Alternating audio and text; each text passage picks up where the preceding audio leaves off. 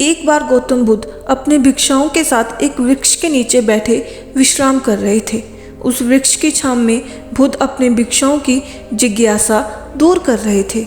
बुद्ध के सभी भिक्षु एक एक करके अपने प्रश्न पूछ रहे थे और गौतम बुद्ध उनके प्रश्नों के उत्तर दे रहे थे।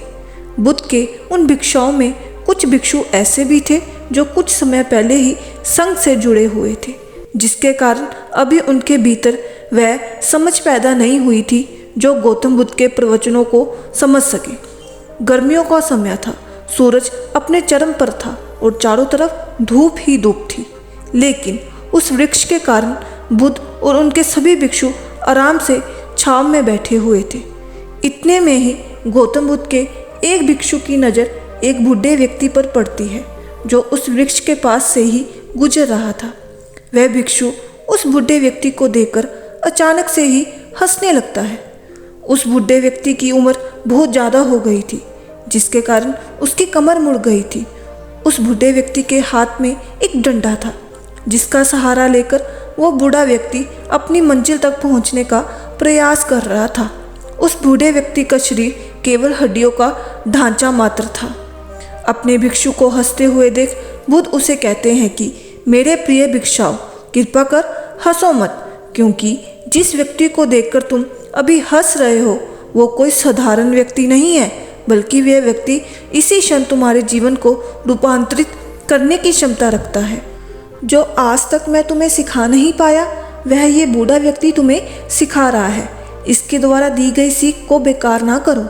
बुद्ध की ये बात सुनकर वह भिक्षु बुद्ध से कहता है कि मुझे क्षमा करें बुद्ध, पर मुझे ये समझ नहीं आ रहा कि जो एक बूढ़ा व्यक्ति जो खुद अपने शरीर और अपनी बीमारियों से लाचार है वो मुझे क्या सिखा सकता है। फिर बुद्ध उस भिक्षु से कहते हैं कि ये बूढ़ा व्यक्ति तुम्हें तुम्हारा भविष्य दिखा रहा है। जिस बुढ़ापे की और लाचारी को देखकर तुम अभी हंस रहे हो वो बुढ़ापा और लाचारी तुम्हारे जीवन में भी आने वाला है।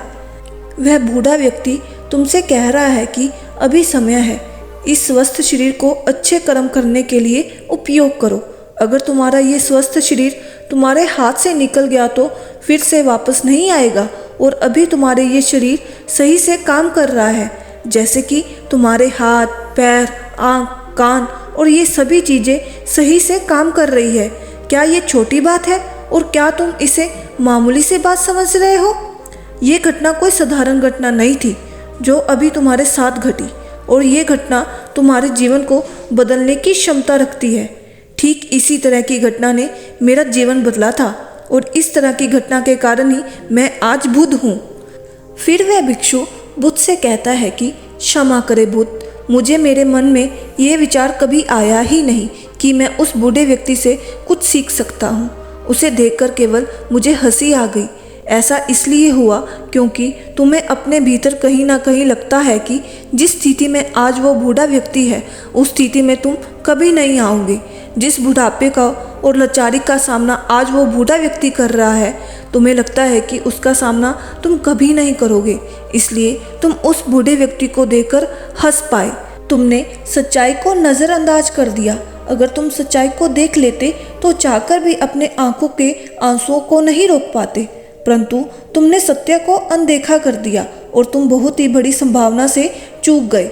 बुद्ध की ये बात सुनकर भिक्षु बुद्ध से क्षमा मांगता है और ये निश्चय करता है कि वह अपने स्वास्थ्य का उपयोग अपने अहंकार को बढ़ाने में नहीं बल्कि परम सत्य को पाने में करेगा।